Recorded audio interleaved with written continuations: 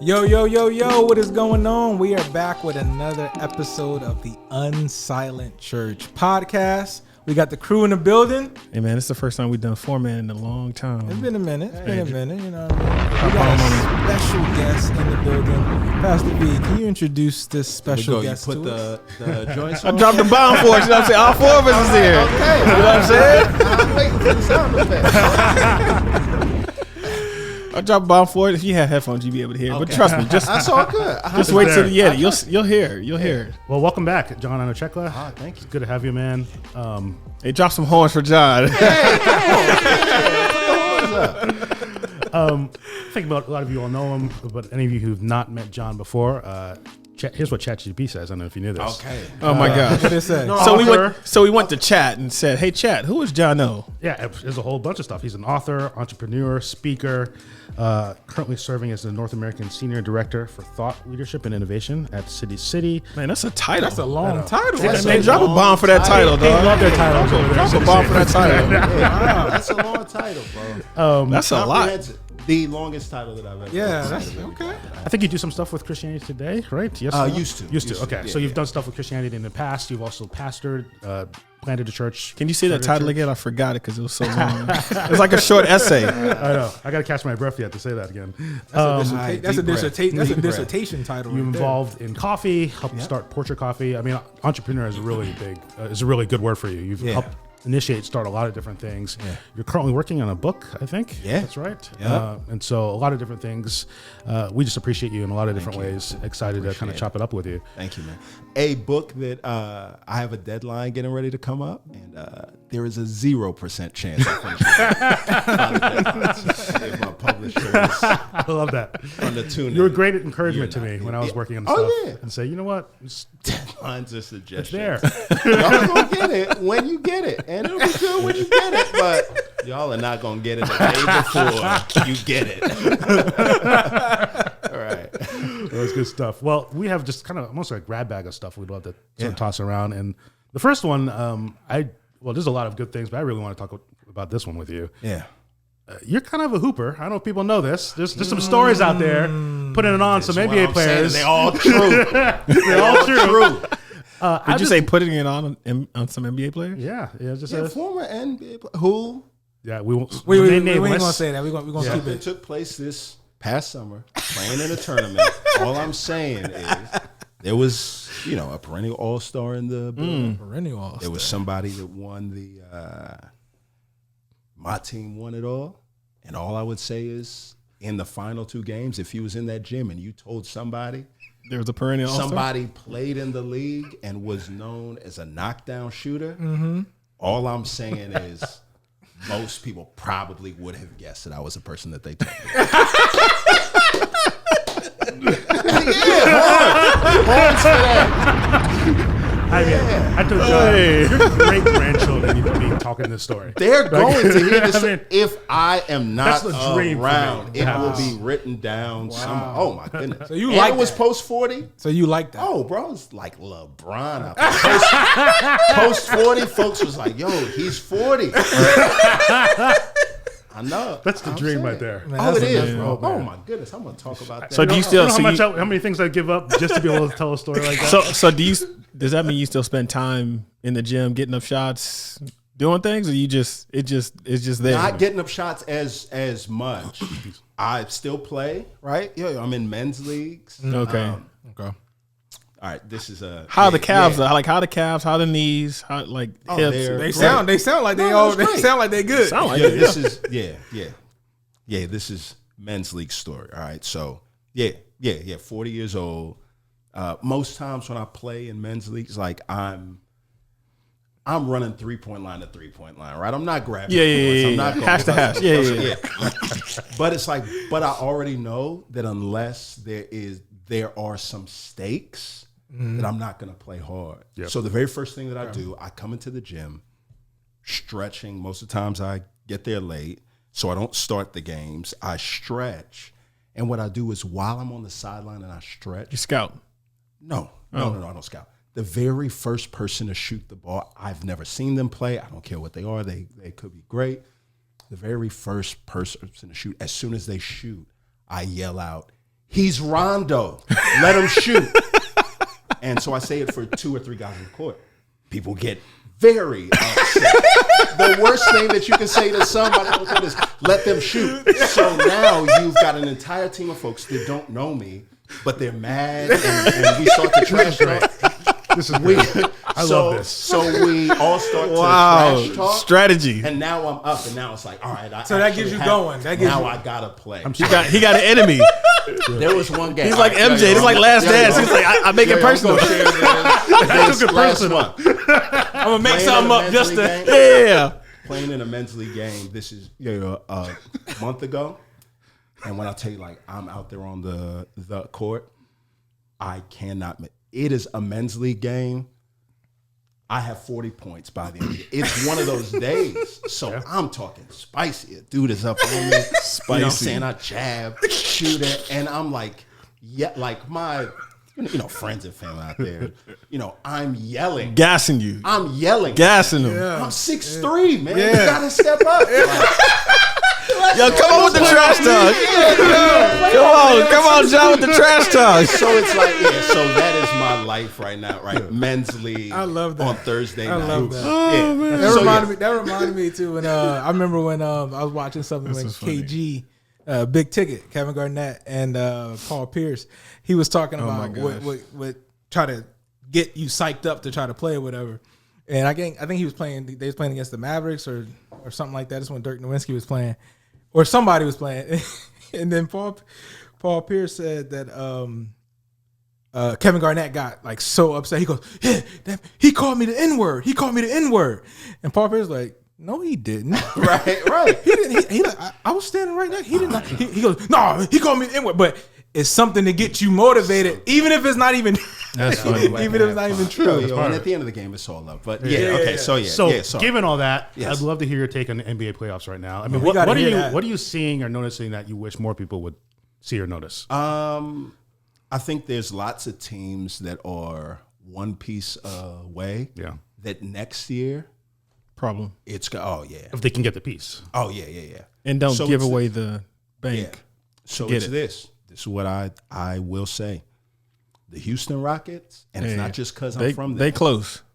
They're one piece away. They're close. If I see that. if Giannis does go, they got to go hard for That's championship. It's crazy. I think might be they are in a place where they can't. Oh, they've man. got a good coach. They got a great Giannis squad. and Jalen. This is what I'm saying, right? Yeah, that'd be good. Ooh. So that They talking about Giannis might go to the Spurs too, though.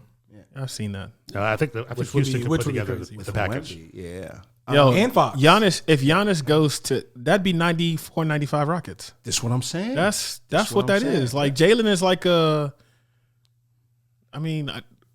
Clyde, a Maxwell, a Vernon. Yeah. Like I'm about to say he ain't no Clyde, man. Come on, he ain't no Clyde. I don't know. Clyde? So it's like, all right. Yeah. I mean, he ain't gliding like that, but I'm saying he can jump. He was putting up 38. Like he gave, they was giving. They got a man. They can go. So what teams do you think are right now are doing well? Listen, or have listen. Anthony Edwards. Is the man. He's walking down all the old. Show me something. I wasn't quite the believe. I was like, okay, he's good last year, but I'm like, okay, this is different. Yeah. Ant was 16. Ant's trainer at the time, his business manager now, used to live right across the street from me and Chandra. He's 16 years old. He's playing against this kid, Sharif Cooper, who was Sharif, he got drafted. He went to the Hawks. Yeah. They play in this is one night, 2019. He's 16 years old. The gym is packed. We watched these two go at it. Sharif was probably one of the most polished people that I ever saw play. Was Cooper 16 as well? No. He was 18. Okay. So 2 years. Okay. Sharif was so nice. He was just small. Yeah. If That's he always was been 6'6", That's always been his issues. all-star. Yeah, that. Ant was 16, and I tell you, when you saw him play in the gym, there's certain folks that you see playing, it's like, no, this guy's a pro. When he plays, like, this guy's going to be an all-star. Yeah. Just nice. And that's right. He's from Atlanta. Yeah, and to just see him on the court, He's unintimidated, unbothered. Yeah. It's Minnesota's like, he wants it. Look out. There's all these people that talk about, trying to be the face of the league. He doesn't care about He does not care. But he's so funny. He's so Atlanta. Yeah. I love He don't care. all of He it. says He it. doesn't Whatever's care on his at all. mind. Yeah. So He does not care. Okay. I mean, well, He sees Obama. He's just like, yo, man, he's doing this thing. you better tell this man. Right. Like, They playing the Warriors now, right? yeah. oh yeah. Yeah. So he beat LeBron. Hey, beat LeBron. He beat KD last KD. year. Beat KD last year. He beat child support too. That's another conversation. But go ahead with your other predictions. Well played. Hey, man. Go ahead. Well played. He's gonna Yeah. I don't know, man. he's gonna beat Jimmy, playoff Jimmy. and It's gonna He's be a different it's gonna be tough. And But Jimmy's gonna have that fire because of the situation that he had with Minnesota. I think the Warriors are also Yeah, they feel like they're one piece away. Okay. Age though too. I mean, I don't think they have the energy, the Yeah. hunger, the way Yeah. the Timberwolves do right now. Yeah. I mean, you could tell like they want it bad. Oh, bad. Yeah. Okay. That boy Daniels is nice though. He Ant-Man is. is nice, but Oh, yeah. Daniels, Oh yeah. man. I mean, Ant has to carry it. Gobert, I think, is Kleenex. You know, things like tissue paper. You know, Soft. Sherman. Listen, That's what he's saying. He's saying he's soft. I agree. They went to the Western Conference Finals last year. Yeah. They got the experience. They got the They know they've been there. So look solid. they're my pick to come out of the West. Yeah, I can see that. And out of the East. That's fair. Even against them, you think Denver? How you feel about Denver? Denver is. That was a good game. That was a good game that yesterday, was. by the way. Yeah. That was played a well, good. I was surprised that Gordon shot that three. I know. I was like, what? Did y'all see the game? They beat the Clippers. That game was I'm crazy, a James Harden fan. Yeah. And They I did hate again. that they didn't. Game 7. I know. Tough. All right. Tough. Yeah. Tough. That's good. Tough. So let's talk about some other things. I don't know if many people know your story. I'm just curious. You were. I mean, they just got a little bit of it. If you don't want to see John on the court. So there's right. there's a segue. There's a segue. I gotta see this, man. There is a segue. I to trash talk Atlanta. almost any competition I'm doing, but now that I know this, I'm going to keep my mouth shut when I'm around I you. gotta come down to Atlanta. I want to. See Hey man, if wanna you see want tonight, we can go. I got guest pass. We can go get some shots up. Yo, I don't have the right shoes. I got extras there. Nah, I don't wear other people. So you grew up in Houston, Houston, Texas. Nigerian immigrant family, ended up in Atlanta. Almost similar type of question. I'm curious in terms of, you've told your story probably a bunch of different places. What are some things about your story that are important that if people want to really know you, highlights about your sort of your journey? That most people don't know. Yeah. And there's nobody that especially sort of feature who you are. Yeah. My parents were hard workers, the typical immigrant story, right? Yeah. Like, I mean, my dad had all types of,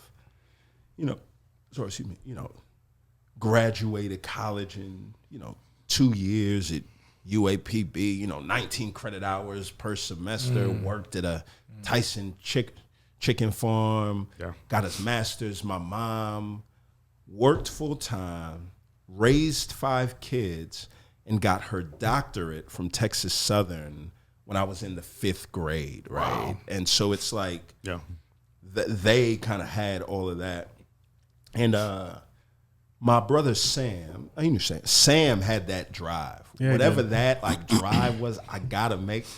I didn't have it. I love TV too much. I love to hang out with friends. So It's middle child syndrome. yeah, I was just like I just kind of live with I think it'll work out in the end, right? The deadlines.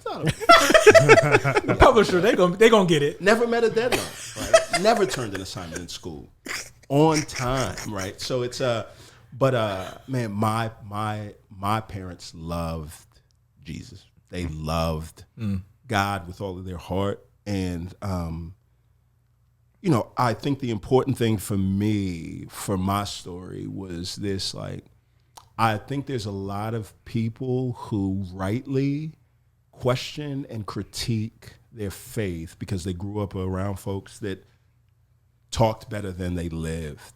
I do think part of the reason for me why part of why the biggest crisis of faith I had was from the death of my brother, and not from public hypocrisy, was that my parents lived just as well as they talked. So Wow.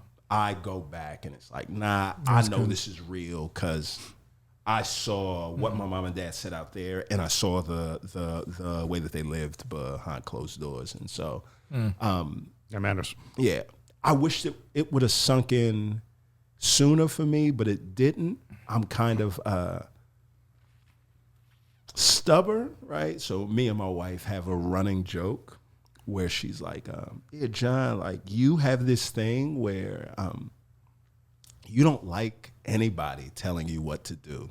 And I'm like, yeah, like I just do not enjoy Being at the whim of somebody people else's. telling me what to do and feeling like I'm compelled to listen. It sounds awful when you say it out loud. Like but it's deadlines. yeah. Bro, if I get an invitation to go somewhere and on the invitation it says no X a lot, like no G, just something it is inside of me, it's ingrained. I just feel like now I have to because they said no. So that's how I live my life. So That's not so good. no, it's not good at all. So it did not sink in, right? That's hilarious. Until, That's funny. and this is where it's like I'm grateful, right? Like the whole story comes full circle. My parents came over here for opportunity, for a better life, in hopes of being able to raise us up where we had so much opportunity. And the most important thing they wanted to instill in us was the love for God that drove them. And for me, it actually clicked for me, not on these shores, but on In the Nigeria. east That's of the interesting. Atlantic, right? They took us back summer after high school, and this is Wow. before I'm getting ready to go off to school and kind of live on my own. The mile marking event of my life was 4 days before we were getting ready to come back here to the States. We're robbed at gunpoint on a dirt road in Nigeria, face down. That was the first time I was gripped with the fact of, wait a minute, I'm scared of dying, but I'm also terrified of the fact I think I've wasted my life in this land of opportunity, and a bullet to the back of my head could undo everything that I've worked for and earned. And so it was at that point, it's like, Wow. God, like, I understand it now, right? Yeah. You understand it now. I understand. Gotta make it now. sense. Yo, God, if you save me, I promise I will live the rest of my life trying to help people know you. And so it was like, yeah, they came over here for a better life, but the hope of that life really sank in as they took me back to their home. And so that's the thing that, Can I ask you a question? changed me. Yep. That's crazy. Super interesting. So the entrepreneur description, the description of entrepreneur came up, which I think is probably the best description. My definitions around business and all of that has changed recently. But in the moment of saying I'll live the rest of my life sort of devoted on trying to get more people to know you. Yeah. You became a pastor. You were doing that for a while, went to seminary, did the whole bit. When you think about the promise you made in that moment, how would you compare your capacity to do that? Yeah. In the two realms that you now that you've played, as a pastor and now post-pastor, doing much more entrepreneurially, how would you compare those two? Yeah. Spaces. It's the same thing. So it's me. It's the same movie in different video formats. Interesting. So I felt like for me, pastoring was like 35 millimeter.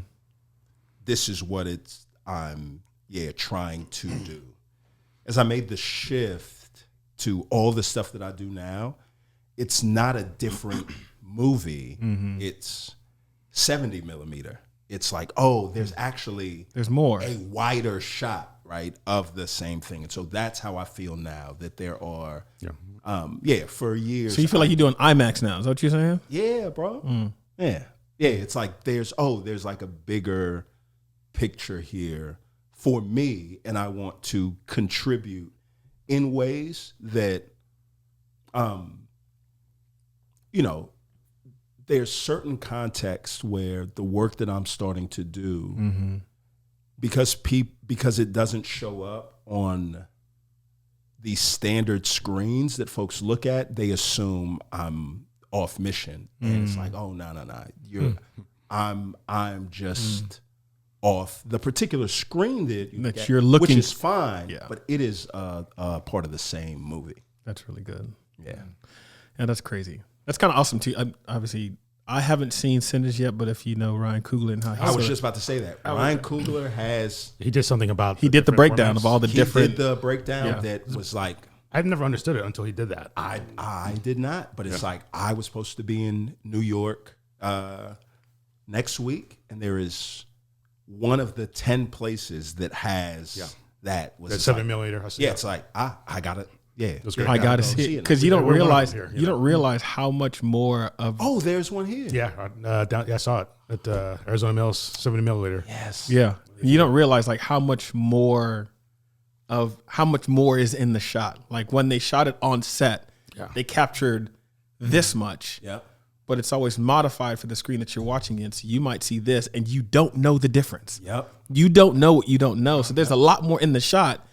But again, like because of the screen that it's been formatted to that you're looking at, you only get to see so much. Yep. So it's a good metaphor for what you're doing. Oh, that's great. Okay. Yeah. No, I got to write it down. I just can't do it. That's good. Throw some horns on that. Next book chapter. Movie theater. That's great. So one of the things you're doing. Let's stop there, and then we'll start over. Okay. So among the things you've been working on is the We Go On tour, which you did here in Phoenix, which was great. You're doing a second tour of it now, or the third tour? We just got done with it for this leg. So last Friday was Atlanta, our 20th city for this year. Yeah. So it seems like it's going great. I'd love to. I mean, there's a lot you talk about and bring in there. And for those of you who don't know, I mean, you lost you mentioned it just now. You lost your brother. How many years ago was it now? 10 years. That's what I thought. Yeah. So just a great sort of, and you wrote a book as well that helped. So as a basis for some of, I mean, I think the tour seems to have grown even beyond the book. Oh yeah. One of the things you say in the tour a lot is that grief is a language. Yes. That we all need to know, right? That we all learn, right, and become fluent in. I think that's the way you put it. Which is just a great sort of. I mean, first time I heard it, I'm like, wow, there it is, right? Yeah, right. But I mean, I kind of want to toss this around a little bit. I have to admit, the more I think about it, the more I don't like it. Yeah. Okay, come on. No, this is so good. More in terms of like, I wish there's a side of me is like, but do I have to be fluent in it? Like, it almost feels like. I find myself, I know this is not the right way to think. No, sir. But I find myself, as I was thinking, like, what are some of the things that are going to happen? Like, my mom's going to pass away, right? Pastor Bob, right? He's going to pass away, right? Yeah. I think people I feel close to, and I know I'm going to have to go through this process. And hearing you say grief is a language that we're going to become fluent in almost makes me feel like, so that means I'm never going to get over it. And like my brain wants to say, like, eventually I'll get over it to some degree. It's almost you're trying to normalize. Well, is it really about getting over it? Yeah. And I guess so. Help me because I kind of want to get over it. No. I feel like I'm just always going to be crying the whole time. Okay. Every time. So there's two things, right? Why I try to help folks see that it's not a journey, or is like this, right? The reason why I created a metaphor is because like metaphors matter. Like word pictures matter. Like they help you and I. They don't just help us grasp concepts. They help us navigate reality. So it's like bad metaphors about something as important as grief is not just unhelpful, it's harmful. Do you know why? Because as much as we don't like it, grief doesn't have an expiration date. Yeah. Right? And so to talk about grief as a journey, journeys have starts and they have ends. I think grief has a start, but it doesn't have an earthly end. And when you, like, the only thing in the world that's worse than real pain is false hope. And I think when people think of grief as a journey, we send them for search of light at the end of a closed tunnel. And that is something very, very cruel, right? So what I'm trying to help folks see is like, no, all right, look. Grief is a language, and it's like I'm trying to paint it as a thing that is not necessarily a good or bad thing, but it is a thing without just a matter necessary of fact. Moral quality, right? Yeah. That when you approach a thing that doesn't have a moral quality, then as you approach that thing, I think it's just more about you than about that thing. All right. Yeah. So let's think of like grief as a rock, right? If there is a big rock on a pathway, right, it's wrong to try to say, is that rock a good or a bad thing? It wholly depends on what type of person comes across that rock. If you were just a passerby, just somebody who is you're just here to walk along the path and there is this big rock, then that rock feels like a bad thing. It's an obstruction. It's an inconvenience. It's something that I just want to get past. So I need to get around it, scale it. I just want to move on and have it in my rear view. If you're a sculptor and you come across that rock now is not a thing that you want to get past. That becomes the raw material out of which you are going to craft something beautiful out of. So a sculptor is somebody that sees of themselves, I've been put here not just to walk to the end of a path, I've been put here to make meaning, to carve beauty, to create something beautiful out of the big things that stand in folks' way. I think as people made in the Imago Dei, we all are in some way, shape, or form sculptors. God put us here to make meaning, and grief for everybody is an inevitability, and I think it is the raw material that life uses to fundamentally change us. And the goal is not to end grief, because there is no end here on earth, at least. I think the goal is to find meaning. And what that is like, you spend a lifetime and you chip and you carve. And I say all of that as somebody who has spent the past decade of my life in work on this, right? Spent the past, 4 years in very, very deep work. Last Friday was our 20th time for this past year, having done We Go On, my 38th time being able to do that show. And at every show, that's in 3 years, at every spot, people have said, thank you for your work. This helped me, blah, blah, blah. How's that? And the thing that I say to folks all the time is I'm honored that my work resonated with you. I hate the circumstances that cause my work to resonate with people. But it's the type of thing where it's like, it really just feels like, the blessed burden. Like legit, I got done with my doctorate last May. My 40th birthday was June. What I did, honest to God, Lil Wayne found out Jay-Z didn't write his raps down. He had a notebook full of raps. He's like, I'm going to rap all of these joints and I'm never going to write another rhyme again. When I got done with my joint, it's like, man, I've been talking about grief all this time. I'm just going to get off all of this content. I'm going to go to my hard drive. I'm going to chop stuff up. 40 days until I turn 40. I'm going to get all this stuff off because I don't want to be the grief guy, right?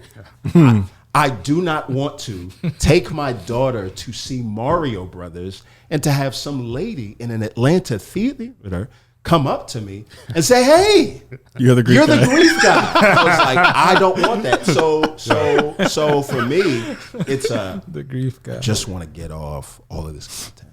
Mm-hmm. So I did it. Like, oh, man, I can finally be done. And then a couple of them hit 1 million views, 2 million views, and people are like, "Dang, keep talking. Like, please, like, don't stop." And it led to, I went to book fair.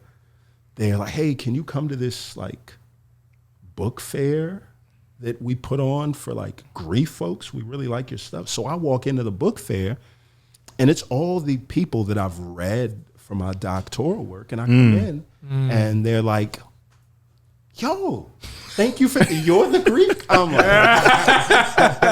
but it was like, it's just that. So I mean, obviously, someone dying, that's not good. We don't like that. But how we respond to the grief, you're saying it's not necessarily good or bad. It's what you do with it. Yeah, okay. That it's Yeah, see, I think my instinct is to think, well, grief it's not a bad thing, but something you sort of need to pass through to get to the other side. Okay. And you're saying like, it's about what you do with it, right? Yeah. And the meaning that the word helps you bring out of it. And grief is the emotional and physical response to a significant loss. Mm-hmm. Grieving is, and I've been helped by my friend, Dr. Mary Frances O'Connor, neuroscientist at the University of Arizona. I spent time with her Monday. She wrote a book, The Grieving Body, Grieving Brain. So her thing is, grief is the physical and emotional response to a substantial loss. Grieving, from her standpoint, is this: grieving is learning. And so it helps us. It's learning to live in the world without them. And so she has a helpful thing, right? She's like, "Yo, that makes sense. You do not move through the world based on how you see the world. You move through the world based on how you remember the world." So say you go to sleep one night and say somebody steals your dining room table. Yeah, it doesn't matter why. Why would somebody come in? That's nothing. They, steal it. You wake up, middle of the night, house is dark. You go to the kitchen to get a glass of water. You walk through, and you walk past the table, and the way that you walk, you trip and fall, and you should have bumped the table, but instead, nothing is there. You stood there. You're like, hold on, wait. Something should be here. Right. And you're accosted, not by something, but by the frustration of feeling nothing, right? This is what grief is. Like, your brain is a GPS. Life will close off certain roads.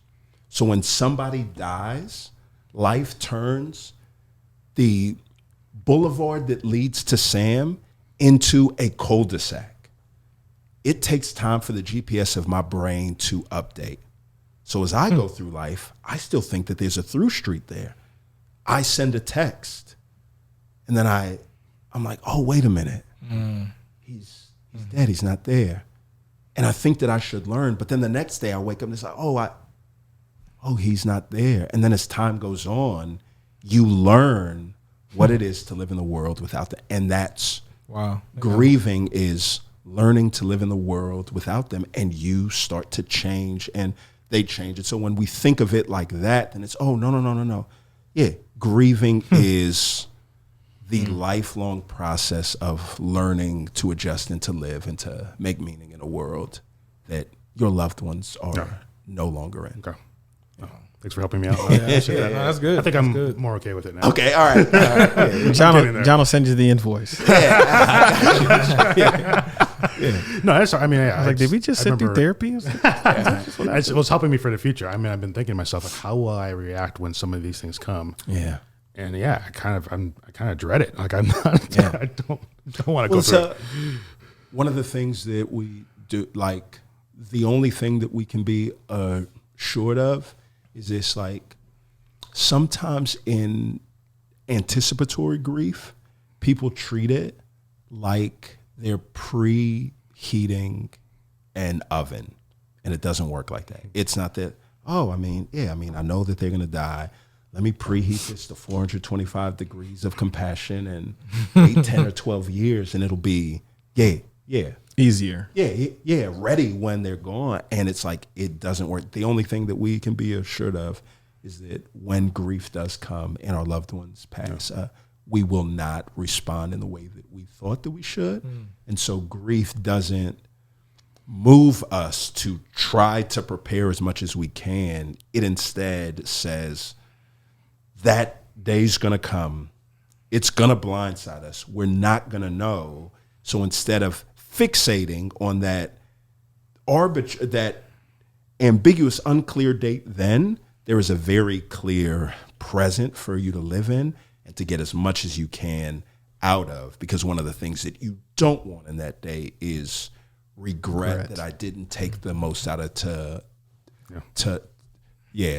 today. So it's like grief was meant to be a present teacher, not a cause of future anxiety. Yeah, that's good.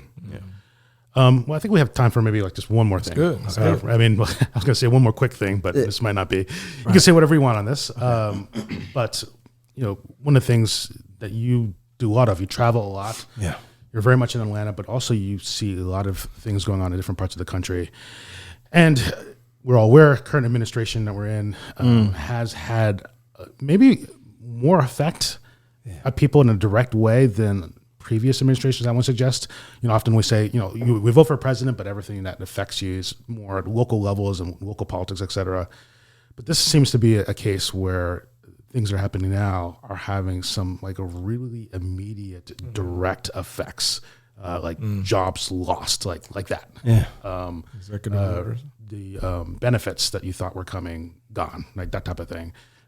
Total changes in how you're sort of maybe navigating even like a federal website, right? So I'd be curious in terms of the things that you're observing, things that you're noticing, in terms of just sort of the current vibe of people and how they're navigating all that. Yeah. Leading up to the day, I think there was a sense that this administration was going to win. Yeah. Likely, like in large part because it was like, I thought like whoever did PR, not on the campaign, but in the years between the insurrection Yes. and the new campaign, whoever did PR was like, it felt like they were like, shut up, don't talk. An insurrection attempt is really, really bad. Your opponents think that people have long memories, and they don't. They don't. An interesting thing was like, a thought that I've had is like, I think people would do well to spend more time reading history than reading historians. Because it's like, if you read about January 6th, 2020, when was the 2021. Yeah. If you read about January 6th, 2021, from articles written on January 7th, 2021, and read about January 6th, 2021, from articles written on January 7th, 2024.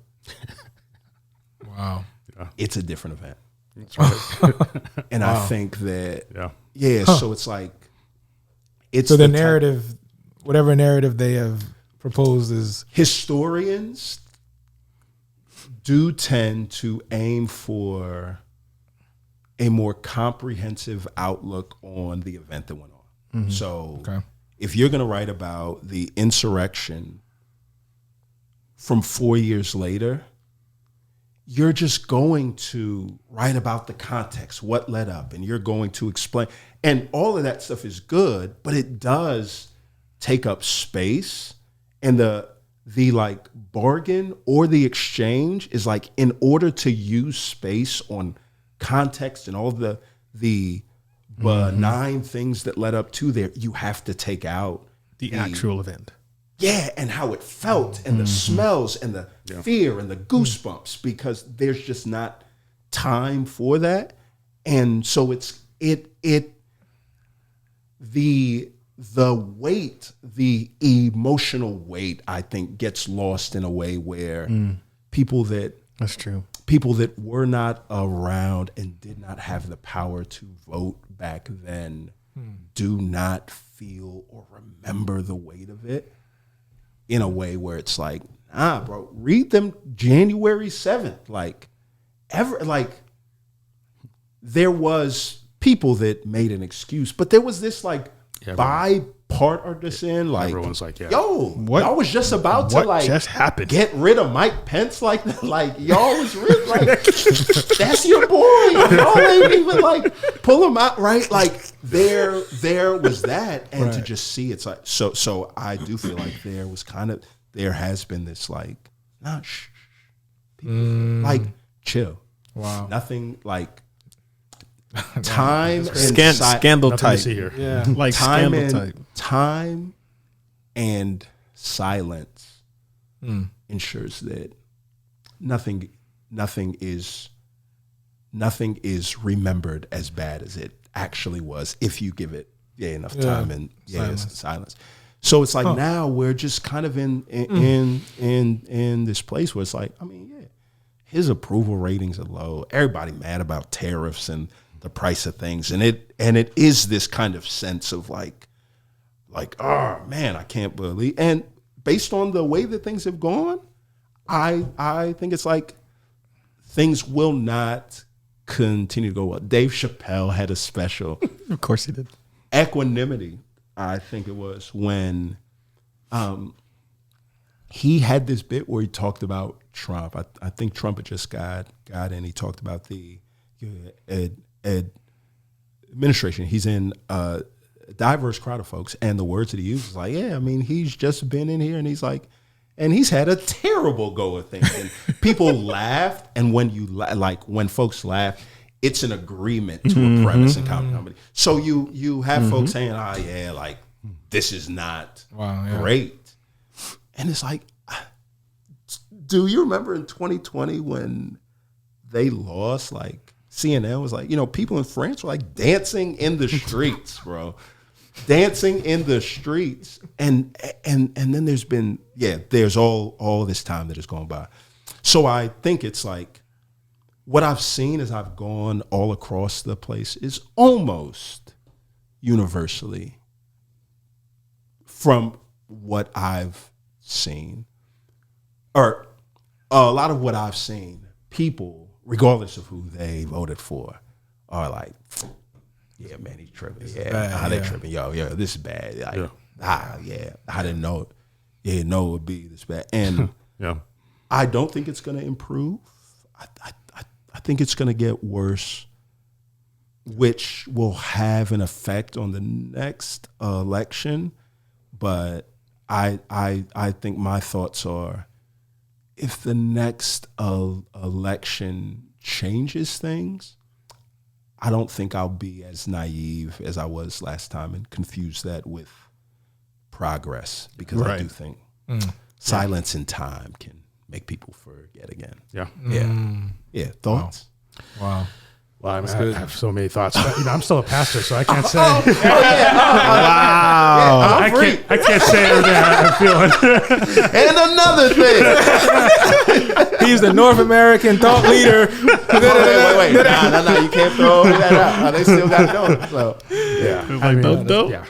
the opinions I presented are my own and not representative of any group that I have been presently or pastly affiliated with. I will say this, though. I do think we're at a point. The Republicans crack me up because all the things they're doing unless they really think they'll never ever lose an election. Yeah. Which I mean, it's just the way things are doing. But like, I think a Democrat will win at some point. They literally said it. Ted Cruz is like, "Hey man, we got to be careful, or it will be a bloodbath in primaries." Yeah, and so we're in a time period where I feel like we're going to get these wild swings back and forth. Yeah, because some of the things I think a really, let's say, a Democratic version of like an aggressive president could be. We'll do some things I'm going to really like, and other things I'm like, oh, I don't know, right? Yeah. And so it's almost like we're now in this, and everyone's sort of in it for themselves, and playing to the extremes. It used to be that when you became president, you had your party, but you were on, I think the last president, and all the presidents up to now, very much were thinking, what can we do that's good for our whole country?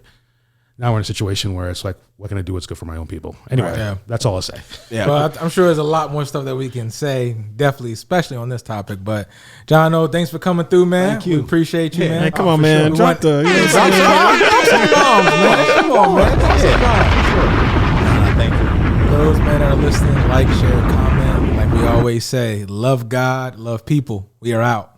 Peace.